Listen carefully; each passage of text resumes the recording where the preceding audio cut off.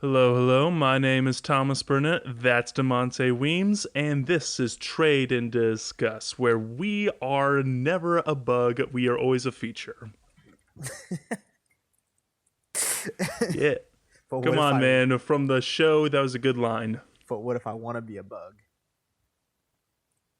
Wait, is this Hollow Knight now? Yes, that's where I was going with this. Well, I'm glad you got it. Man. So what did you think of Better Call Saul, the AMC spin-off of Breaking Bad? Well, prequel technically. Well, how do you want this? Do you want just my overall opinion, or do you want me to go over like my favorite episodes, my most hated? What how do you want to do this? Well, how about this? Let's say someone told you you have to give one sentence of what you thought of it. Please go ahead and tell the teacher what you thought. All right, uh, Mr. Teacher here. I would like to say that this show was good, but it's not for me. I All right, that's a very good description. How is it not for you? um it's a show that naturally that I would put on as a soundboard, as I like to call, where I'm like working on another project or something like that, and have it running in the background and turn and look and then watch a little bit. Um, it's like I said, it's not a bad show. It definitely picks up later on, and that's where I started liking it. Maybe season two is better. I have no idea. I only completed the first season, but I feel like the first season is kind of and I feel like a lot of people give this show a little bit more praise because of the Breaking Bad. Like I said, haven't seen the other seasons. I'm thinking about just having them in the background while I work on some art projects. But All right, I consider that to be somewhat fair because in anticipation of this episode, I actually decided to go back to watch some of the previous ones, and I gotta say, the first couple episodes can be very very rough. However, I will say it is one of those things where it's very well, I don't want to say it's endemic of TV, but it's very common TV right now, yeah, where well, almost every single thing is a 1 hour long special where there's some beautiful imagery, but a lot of talking because right now the TV is basically where a writer will go to put their story out. And well, a good example of that is The Walking Dead. You don't really have a lot of action in that TV show, but you do have a lot of people going, "Oh, the storytelling's so great," because they stand there for 10 minutes and say, "This is what happened to me. This is what I feel, and this is what we're going to do."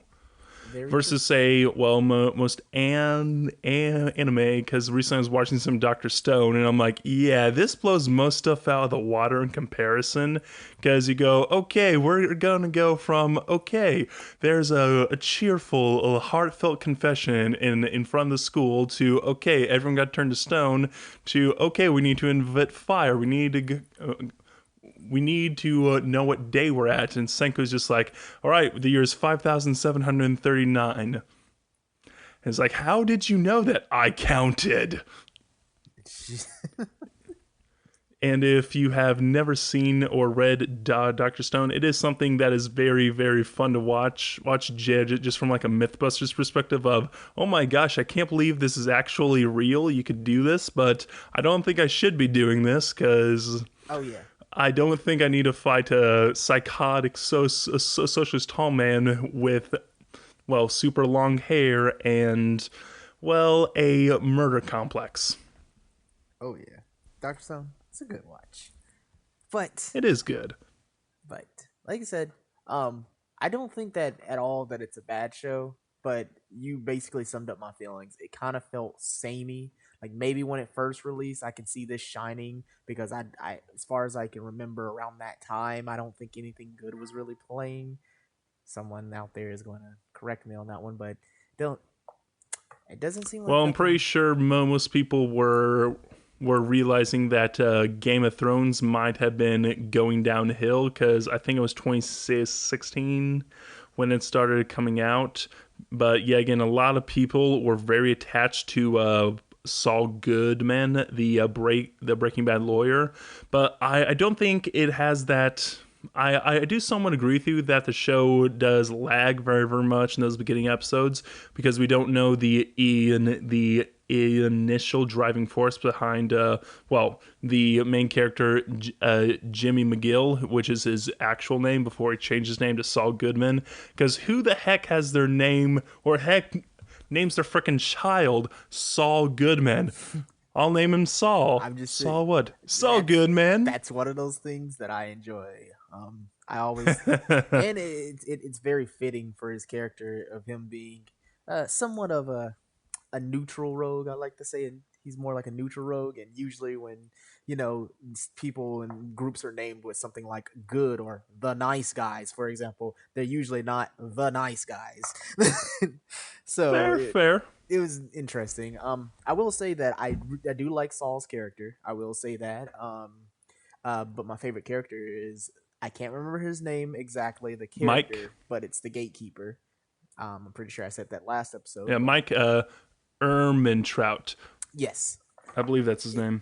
I knew it was Mike, but I did not remember that last name, and I was not gonna try to pronounce it because I remember seeing it. I was like, But yes, favorite character. I did catch myself getting really pulled into the later episodes when I really wanted Saul to win in some of the situations he got put in. Uh, Yeah, and I feel that but like, because oh, go ahead. okay, so I think it would be very prudent to go ahead and read out aloud the a good description of the a show because we have not really had a good explanation on what's happening. So I'm just going to go straight to IMDb and pull up the plot. Go for it. Introducing Jimmy McGill. You may know him better as Saul Goodman, Walter White's slippery, resourceful lawyer in Breaking Bad. When first we met him, it is a few years before he meets Walter White. He is a struggling lawyer in Albuquerque, New Mexico. He mostly defends small-time crooks and represents people in a civil liability claims. His brother Charles, Chuck McGill, is a senior partner at a prestigious Albuquerque law firm, but hasn't left his house for several months due to a strange affliction. Jimmy is supporting him through bringing him groceries and the like. Jimmy has a dark pre-law past, being a small-time fraudster in Chicago, before moving to Albuquerque to start over and work with his brother's firm. We also meet Mike Ehrmantraut, I can never say that name right, ex-cop, now working as a toll booth attendant at the courthouse parking lot. We see how Jimmy and Mike's stories converge and how Jimmy slowly becomes the Saul Goodman we know from Breaking Bad. And to go straight to Breaking Bad, many people just love Saul Goodman for one reason, but one thing I really liked about him when we first introduced him is a few things when they have him right in front of the pit, where there's like, all right, you must defend this person for free. No, I'm sorry, I can't do that. There's just so many things I can't do in contract law. It's like, no, you gotta defend him for free. And Walter White starts coughing and is like, wait a minute, I remember you. And starts standing up. Hey, I'm sorry about that. I have weak knees. And we actually see that in the season where the cops arrest him because they think of a guy who's connected to a kidnapping, that he's an accomplice to that. However, we later find out that this kidnapping is not quite kidnapping. And okay, now I'm just spoiling things. Yeah. But the other thing I wanted to point out from Breaking Bad was there was the moment I was like, wait a minute, I can't represent you. You guys put $1 in my pocket. I was like, what are you doing? Put $1 in my pocket, or else you don't have a lawyer partner, a lawyer. No, it's lawyer-client confidentiality, which is very, very strange to see in most people because, like, why would you need $1 in your pocket? You can just say, all right, I agreed to it. And there's the moment of, yeah, all I have is a 20. Well, I'll take a 20. You just got to put some money in my pocket. And we don't see that in this season, But it is a point where you go, okay, this person has some history behind him, so that's probably why he was the first person to get a spinoff at all before the Netflix film El Camino, but which I have not seen yet. But I have seen all 5 seasons of Breaking Bad. But the real thing with Saul is we don't get his driving motivation from the very beginning. Besides the okay, I'm stuck in a wheel. But most people can feel like they're in a wheel. But with say Walter White, he had a clear goal of, okay, I want to provide for my family in throughout the years after I die. Because when he gets his cancer results, he knows he's gonna die no matter what. But the only way he can provide for his family without stealing the money is making drugs and selling them. Oh yeah. But within all that, you do sense a history because one, his son is disabled, and we later find out he has like a master's degree in chemistry, which is a marketable skill, but he's still a high school teacher, which is just very weird to see. Well, I like to think of it as that he just at one point in time he just really enjoyed teaching kids and trying to get them hooked. Fair. But yeah, again, there is the certain point where you have to lean back and go, all right, if this person is really passionate, I'm pretty sure that they would have moved on to a different field. And within the first episode of Breaking Bad, you can see that he does have some passion in explaining chemistry to people because he has the flame tests, which is always pretty cool. But then when he sees the student just macking with his girlfriend, he goes, hey man, come on, front of the class, man, make sure you're here, and make sure you turn your textbook to the right chapter, and walks away. So that's always something I always read as he had a passion for teaching, but no longer likes to teach. But yeah, and we see that all like literally now, even with professors in college, they just lose that complete drive. But I think it happens to everyone. Yeah, it can happen to everyone. Well, not everyone, to the most, I guess is the best way to say that. The majority of people get tired of things. All right. But you always got to look for that next time, that next step, that next part of your life. That is very fair. But many people, there's actually something I saw on Facebook a while ago where it's like, hey, old people, give the best advice you can to people who are starting out life. It's like, hey, some people say always have a goal, like I want to save up for a house, I want to start a business.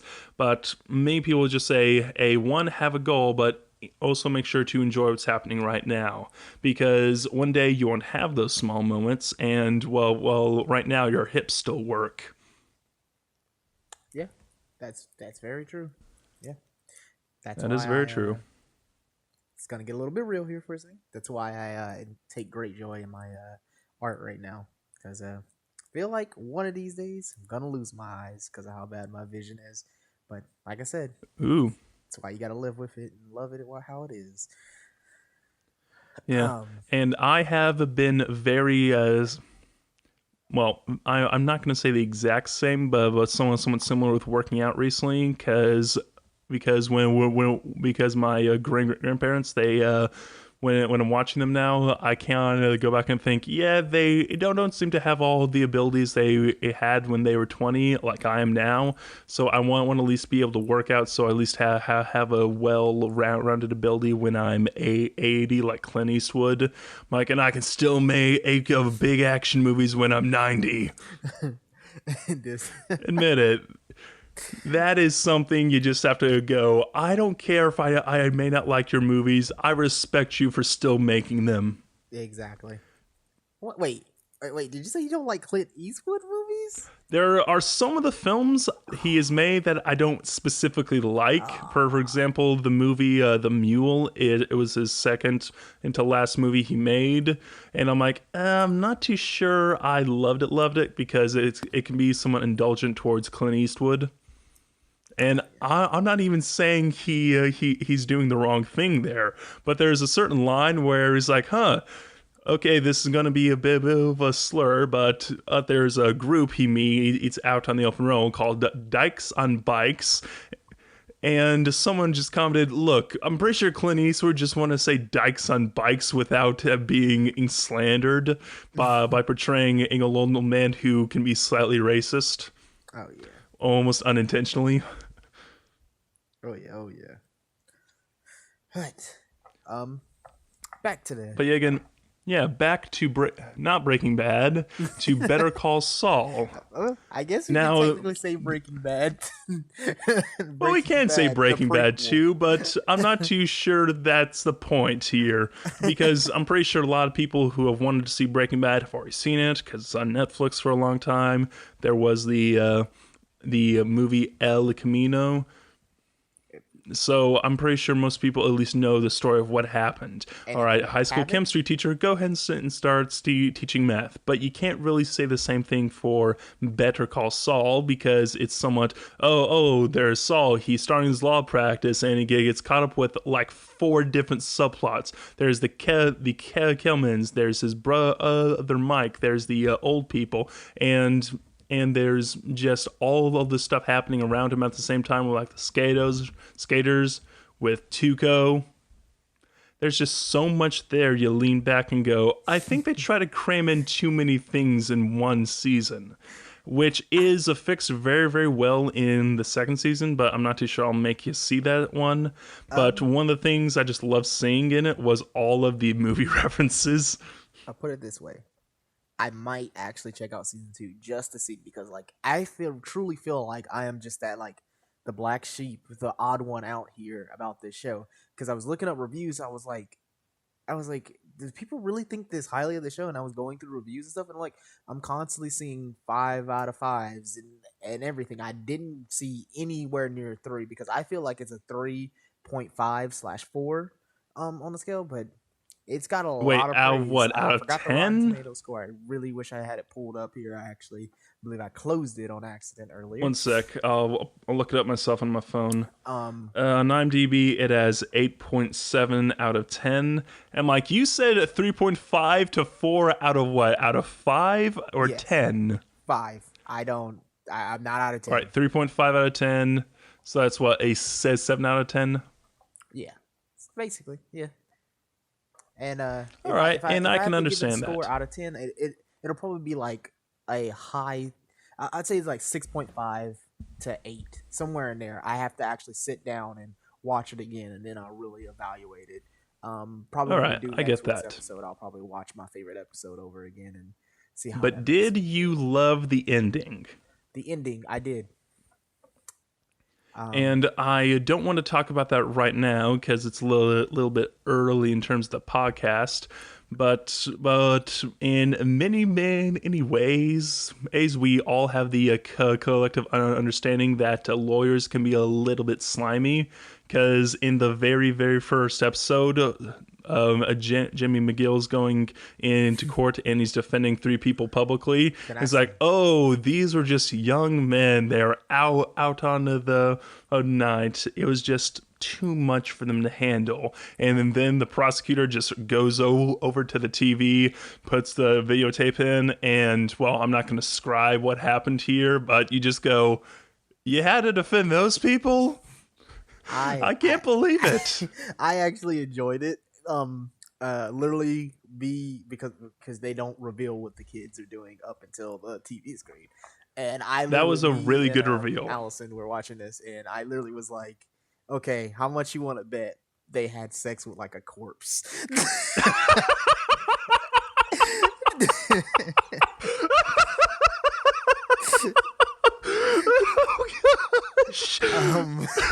And lo and behold, we were right. So we enjoyed that. But Okay, sometimes when you're sitting there going, I predicted the twist ending, you are disappointed, but you were happy about that, and I'm happy you did do that. I'm usually, if I do accidentally guess something right, I kind of find it hilarious because like I am I'm not the worst. Allison is the person who's really good at like within a character being, let's say, about a minute on the screen or so, probably even less of that. She can figure out what their motivation is or what their position is on the story and everything. And she's really good at like that investigative ability. She'd be like, "Oh, well, this person looks like he's gonna be the shady person at the end of the movie." Like literally with them being in like a minute. It's kind of wild when she does it. All right. Or she would be like, "Oh, these two characters like each other," and like in the even with the way the frame is shot, you don't get that like relationship correlation, and then 2 scenes later, you see them making out in the bathroom or wherever it goes down in that scene and things like that. So she's really good at doing things like that. So I was kind of surprised when we called it, and it was kind of hilarious. But Yeah, but you both called it, which is what makes me just so proud. oh yeah, Because the first time I saw it, I was like, okay, they're hiding something intentionally. But when I go into something like this, I try to keep an open mind, not trying to predict every single thing, unless it's like something like a very big detective story where the mystery is part of the fun, where you think, oh, I think this person did the murder, or I think that person did the murder. They're going to reveal what happened eventually, so you might as well just let it play out naturally. oh yeah. Can I say that if I was in that jury before that tape played, he would have convinced me. Yeah, that he is the sold the thing part as with best he Saul could. I don't think Goodman. no one can do any better than that against the case. You're not wrong. Because when he was what was that one guy's name? Taco, I forget his name. He was part of the cartel with Tuco, and he wanted to Tom- get the cattlemen's money that they stole, $1.6 million, and he literally says, "I love stealing from thieves because they can't go to the cops." yeah. Which is amazing to watch, but yeah, again, and very scummy in terms of your soul. But the whole time you see Jimmy defending him, you go, okay, he can turn on that schmaltz for any person. He Oh yeah. can make well. I'm not too sure if you've seen the movie Tommy Boy, but it's Yes, kind of I like Tommy's father, whereas forget what his name was. Richard is like, your father was a great salesman. He could sell a ketchup popsicle to a white lady in white gloves. He's very much like that. oh yeah. Oh yeah. I truly did enjoy it. Like, I will say that he. Oh. Speaking of, before I forget, I think since you do still have the IMDb open, since I accidentally closed it, um, it does the man who played Jimmy. I can't think of the actor's name right now. Um, did he also play? What is the name of that show? Oh my god, my name is Earl. Did he also play Earl? Because I He did was, not. I was getting some crossovers, and I can't tell if I'm like just making it up. He said a couple of lines, and I was like, "Wait, is that Earl?" and He is not okay. the Hickey man, the Earl Hickey. Ah, He's not that one. That the guy who plays is Earl and My Name is Earl. I always remember him from Alvin and the Chipmunks because as a child, that's what I saw first, and then as a teenager, watching reruns of TV, going, "Huh, this guy's the same voice as that guy from Alvin and the Chipmunks, but this is a lot more heartfelt." yeah.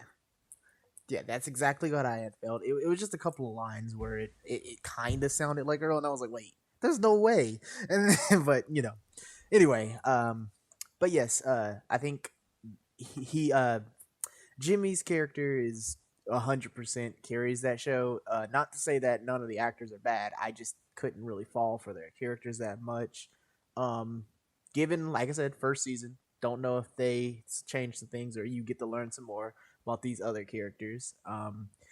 But I also really liked his interactions, specifically his interactions between I call him the gatekeeper, Mike, because oh boy, He's a metaphorical gatekeeper in many ways. Yes, and I completely love him. Oh my goodness.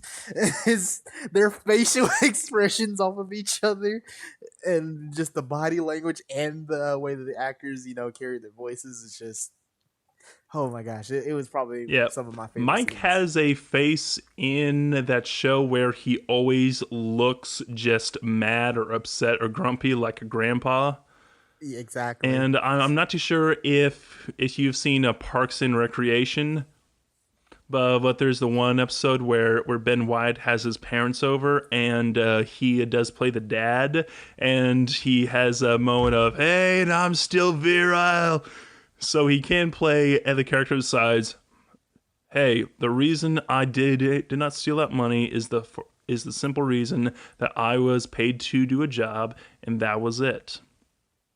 That Yeah, is all I had to do.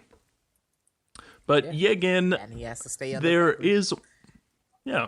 Well, Well, he's no longer part of the police force anymore, but he does have a lot of personal respect. He's like a lawful bad or lawful. I'm not too sure what the alignment's called. You know it better than me. Like a demiurge from a overlord. He uh, has a moral code, but he's still a bit of a bad guy. oh, if you want to speak it in D&D terms, lawful. He's a very lawful person Very in the sense he lawful, but lives up he's to a not code. following the actual law. Yeah, exactly. It's a code that he makes up. Think of it kind of like a pirate's code, which fun fact They're about more pirates. guidelines. Fun facts about pirates, real quick. They actually had health insurance.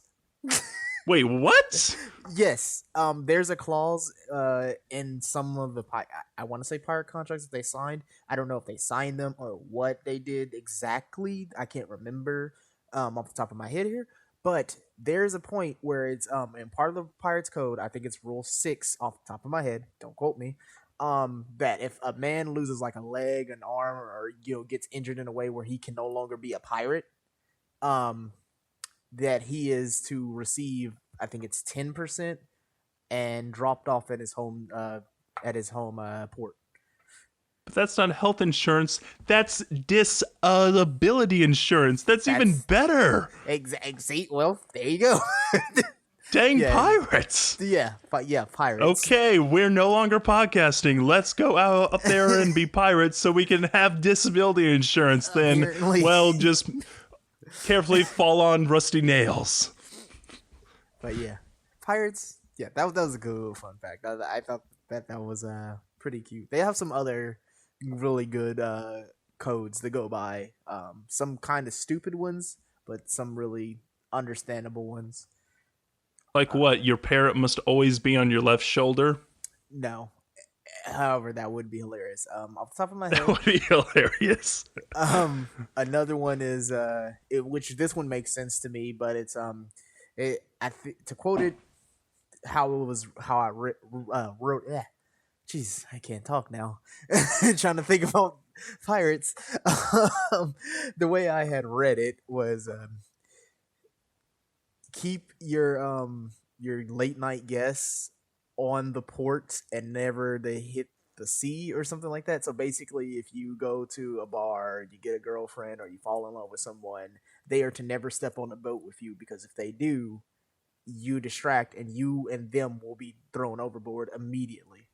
Or you will be dumped off on an island that's by yourself, just a random island with that person, and good luck surviving because you don't even. Actually, I lied. They give you a pistol. I think they give you a pistol with one bullet. So good luck. So, like the first Pirates of the Caribbean movie? Yes.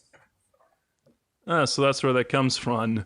But yeah, again, if you're dropped off on a deserted island with a lady friend, I'm pretty sure you know what you'll be doing for the next few days. But after that, he's like, well, I never plan out farther than this in most of my situations. But yeah, and also women were received to be very unlucky. Apparently, it's very interesting stuff. If you have not done it, look up some information on historical pirates and the code and stuff like that. It's a good read when you're bored and you got like 5 minutes. It didn't take me long. Um, Fair. but anyway, speaking of pirates, back to Saul, or Slippin' Jimmy, as I should say. Slippin' Jimmy, yeah. um, I loved some of the schemes and things he did. Probably my favorite scheme that he did was the Rolex scheme. And I was like, Oh, okay, yeah. no, this is perfect. I was like, at first I was thinking, oh, maybe this is his friend because, you don't get that idea that these guys have been friends for a long time. And then I seen the drunkard, and then I was like, okay, the drunkard seems a little bit more over the top than your normal asshole would be. So I was like, this is an actor and part of a scheme during this flashback. And then, lo and behold, it's a fake Rolex. They actually got way more money than what the watch that he stole is for, which is probably like a $2 knockoff. A fake Rolex, which are very common in the world. Oh, yeah, which is actually hilarious. Yeah. I enjoyed that scene. That is very good. Plus, there is the scam with the skaters before they get kidnapped by Tuco. It's actually really fun to look at because in the beginning they're like, "Hey man, what the heck? Oh my gosh, you hit me! I'm injured!" And they have the intentionally acting horribly because they're not actually trying to actually act because they're trying to get that person to act on impulse in that moment. But yeah, again, when Tuco goes out into the desert and ties them up, they act realistic. So you sit there and going, okay, AMC knows how to hire actors who actually know how to act, and they have directors who know how to, not have someone be horrible. Oh. You can't have someone go, I wonder what kind of shark it is. That shark, it's a tiger shark. A what? That is a Jaws reference if you ever seen that film. The main cast, they're amazing, but the entire cast around them, it's pretty cheesy. Oh, yeah, but that's why I love classic horror movies. That's probably my favorite category. If you can consider classic horror a category, that's my favorite types of classics to watch. But of course, there is probably one of my favorite movies of all time is The Godfather, which, oh gosh, that movie. Michael Corleone, do you believe in Satan? And all of the scenes of, the murders he had planned out are, they're the contrasted with his godchild being baptized is just so perfect. Oh, yeah. In fact, our friend Nick, like 2 years ago, I actually showed him The Godfather, and he's essentially like, I'm not too sure I'll like it. 10 minutes into the film, he's like, oh my gosh, this is the greatest film ever. Yeah, it is. I'm like, it is considered the greatest film ever. It is 100% one of those greatest films. It's just shot perfectly. The actors are all on board with each other. Of course, you have your shining beacons, but literally everybody is just. Oh, it's just a good movie. Oh my gosh. Except for Diane Keaton, she's a bit. My coworkers about The Godfather. Fair. But Diane Keaton from the first two films, she is not great. But yeah, again, and that's not exactly a very weak link. Yeah. So it is a moment of, okay, at the very least, the film is intentionally very misogynist, so at least she's not in the movie very much. Oh yeah. But anyway. Here's the real question. Do you believe a part 1 is best, or do you believe part 2 is best? Oh, that's hard. Oh, that's actually kind of hard. I teeter-totter. It's one of those things where I'm like, okay, which one of these is better? It's like the Pixar question. Is Incredibles better than Ratatouille this week, or is Ratatouille better than Incredibles? I'm going to say The Godfather 1, though, is 100% better. But like I said, that can really change. Literally the next day. Well, I always love to hold firm to my beliefs because I don't like to flip-flop around like a fish. And I'd have to say the second one is much better, just for that the ending shot where he's just sitting there, arrow, in contrast to the beginning shot where he's a very young man in comparison, going, "Oh, and I'm gonna do these things. I'm gonna make sure it's done exactly the way I want them to." But in the very end, you just see him going, my father had to do horrible things, but he didn't like doing them. I like doing the things that are considered horrible. I literally kissed my brother when I told him I knew you betrayed me. When you betrayed me, I know it was you.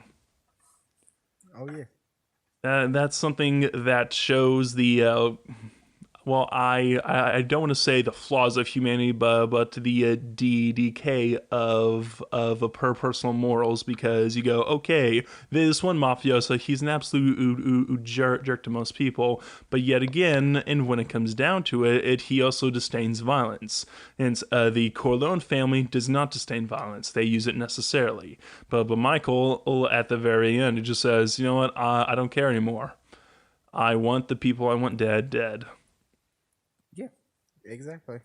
And that's what I said. That's a strong argument for me on either one.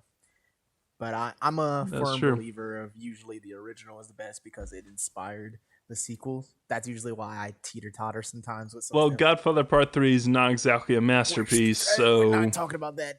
Oh God, Well, you said sequels plural, so I you could was just said saying in sequel. general. We don't speak of that cursed third. You could just say the same thing most people say about the Matrix films. Oh, the Matrix, it's a groundbreaking film, and for some reason there were no sequels. But wait, Yep. weren't there a lot of sequels? There were no sequels. It's just like I don't care what you say.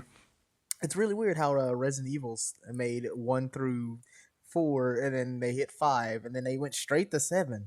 It's kind of weird how they did Yeah, that. they just skipped a number for some reason. And I don't know. Maybe because their games are already very scary, they didn't want to go 6, because you go Resident Evil 6. Wait, if I say 6 again, it will. Wait, I just said it again. Oh gosh, the devil's coming for me.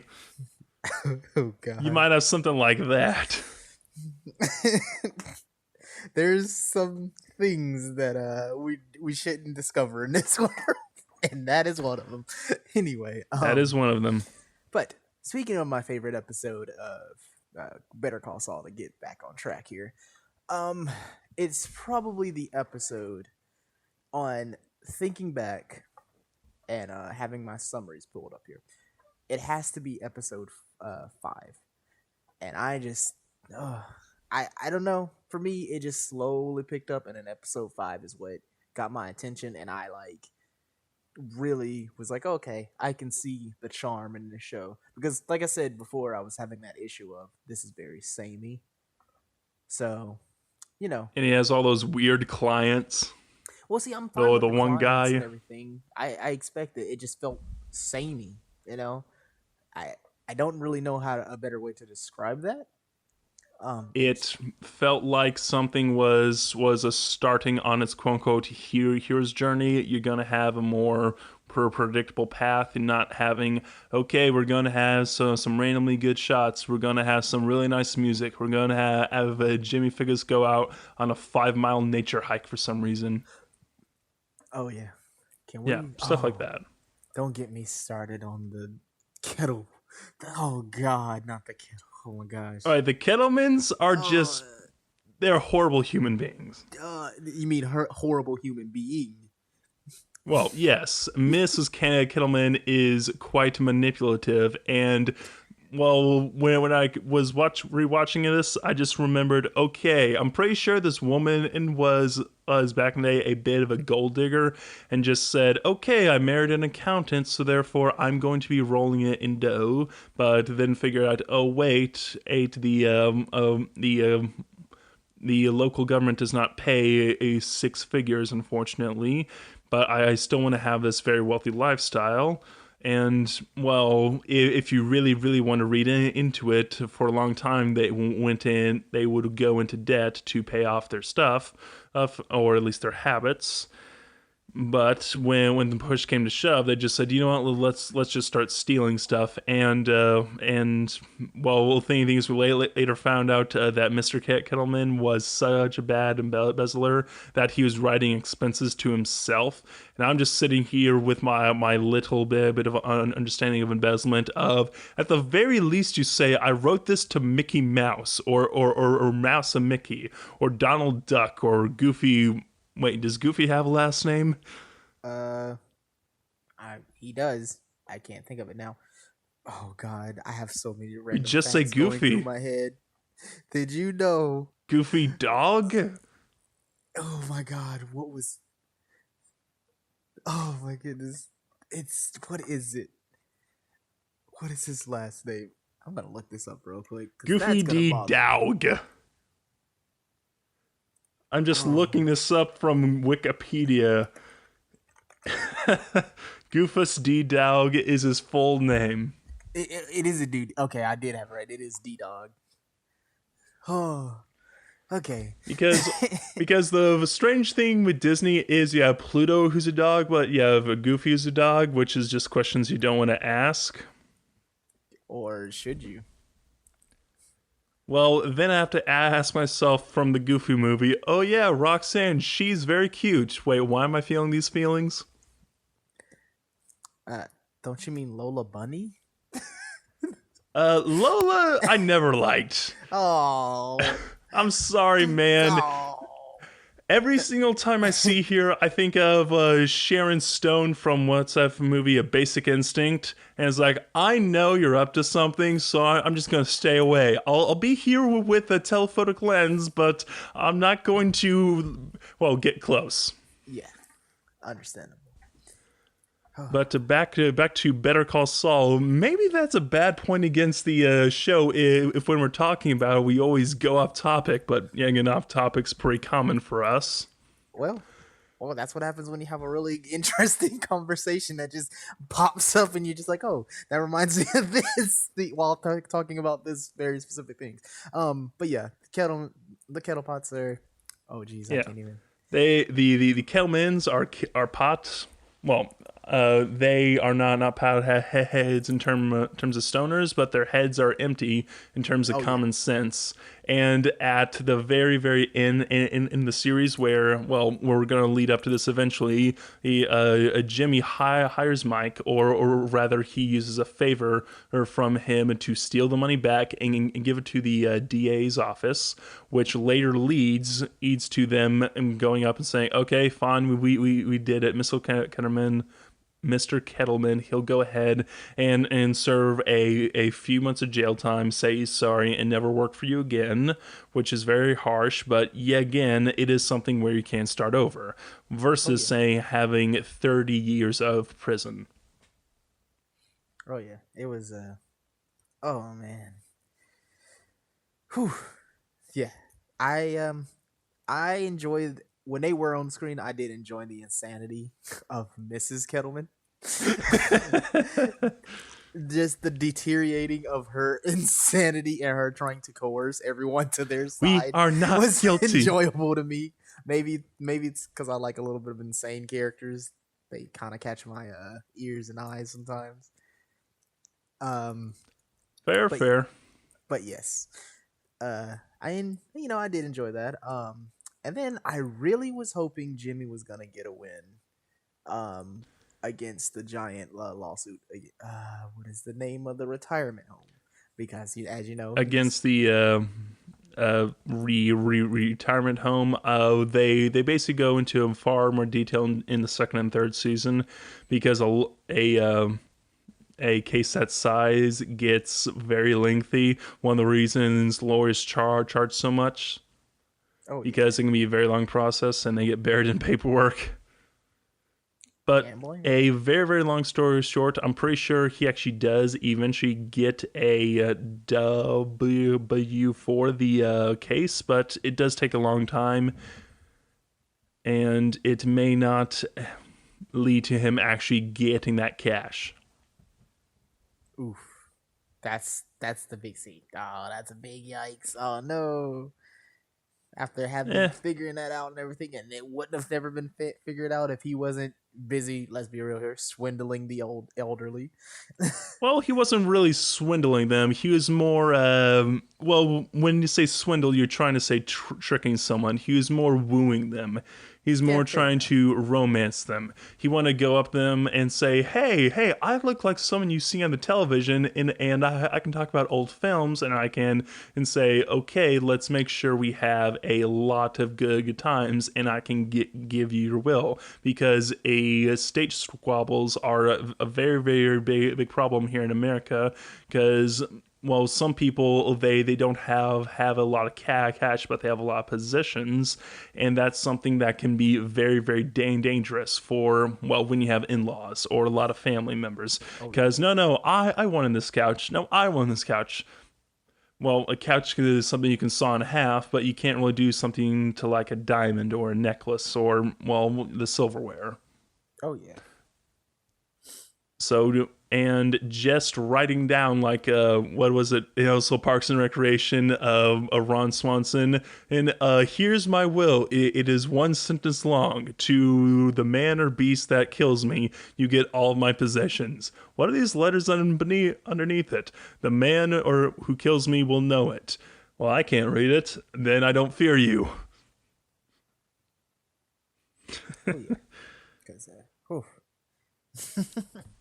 Yeah, but at the very end, I'm actually someone who loves endings. I know a lot of people will say, "Oh, the journey's what's important. You got to make sure that the story's well made. You got to make sure, or you're going through the marathon. You got to make sure you have good pace."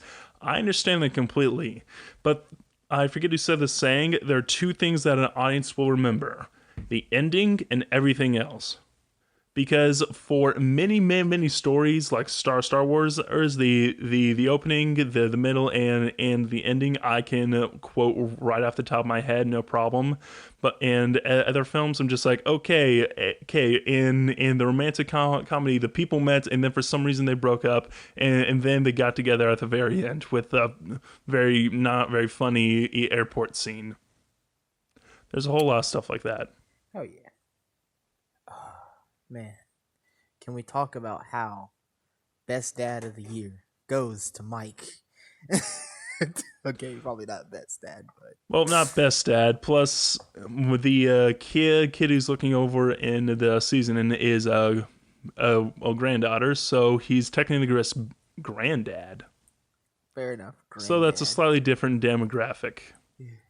I But you bring up Mike, and that's at the very end of the season where Jimmy comes back up to Mike because he's at the gate, and he goes, "Hey, that was a pretty quick stop. All right, no charge. Was I dreaming it? When dreaming what? I had $1.6 million in cash on my desk. I close my eyes and I can still see it. We could have split it two ways, $800,000 each, tax free. Why didn't we take that?" And Mike just goes, "You really want to know why?" Yeah, I want to know why, because I want to know why I didn't do it. I did not take the cash because, let's face it, I was hired to do a job. There's nothing else to me. Because like I said, he's a very lawful character. oh yeah. Well, at least he's to his own personal law. But he even admitted you could just skip town and gone on straight to Mexico with this and live large for the rest of your life. However, when we actually see him say this, I always remember that image in Jimmy's eyes, where it's like, yeah, and I will never be you. Yeah. And he says the line that I did not want to spoil for you, but I just love. Yeah, I know what stopped me, and it's never stopping me again. When you heard that line, what were your thoughts? Uh, I have to put myself back in that seat. I honestly, I was like, kind of had like a little, kind of like it felt complete, I guess is the best way I can explain that. Like the arc from, okay, I'm very much From trying to be a good guy who was scummy, to no, I know who I am. I'm Slippin' Jimmy. Yeah, exactly. That it felt complete. You got the first half of the hero's arc done. You know, you're no longer a vigilante. You got your superhero license now. That was a My Hero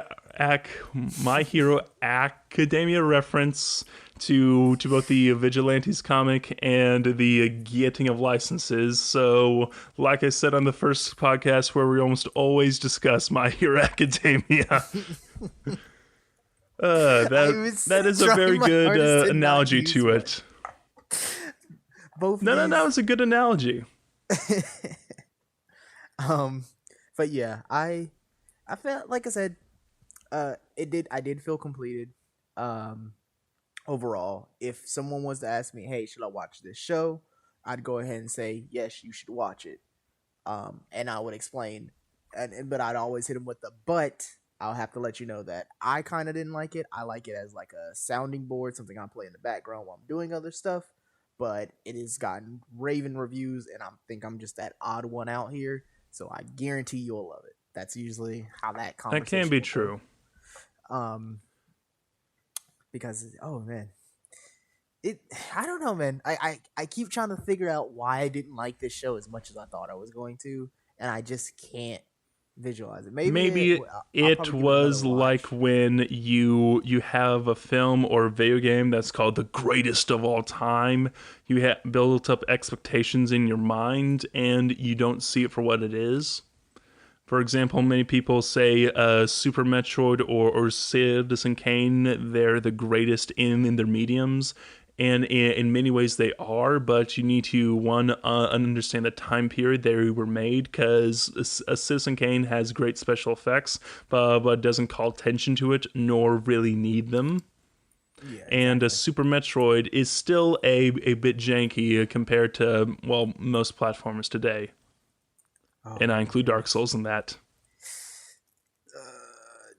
Oh no, are we going to have to do an episode on Dark Souls versus Metroid Prime?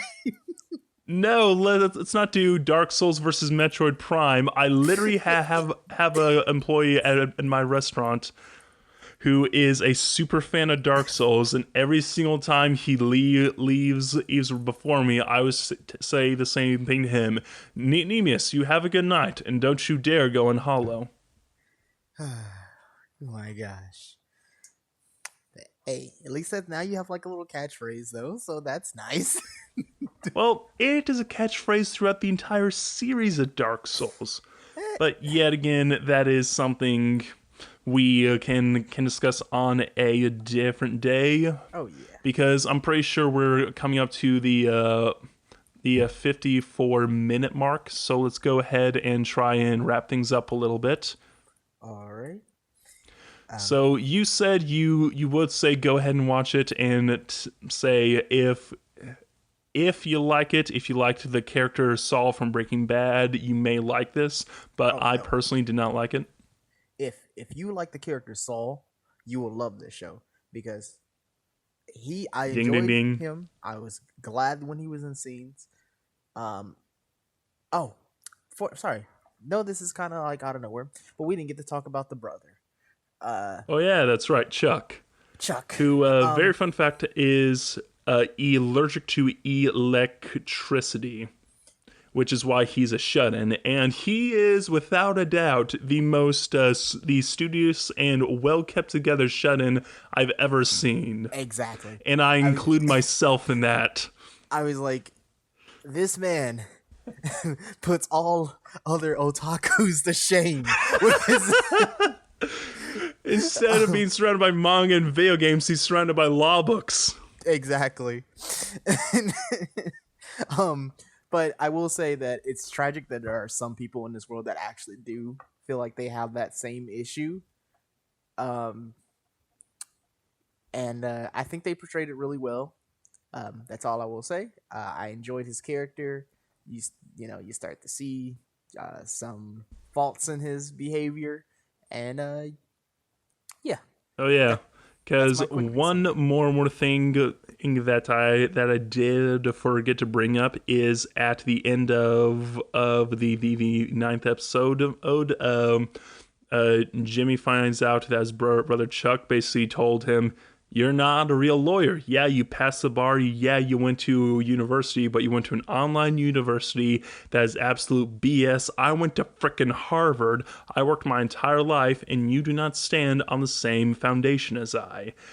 He Yep. literally got his brother out of. I'm pretty sure the charge was indecent exposure to children, which make him a sex offender, which goes on your record forever, which is probably the worst thing you can have.